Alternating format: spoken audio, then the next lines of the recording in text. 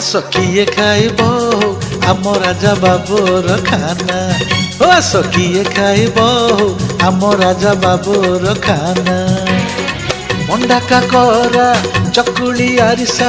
मंडा काकरा चकुली आरिसा बनैछि ए नना रे आस किए खाइब आम राजा बाबूर खाना ए आस किए खाइब आम राजा बाबूर खाना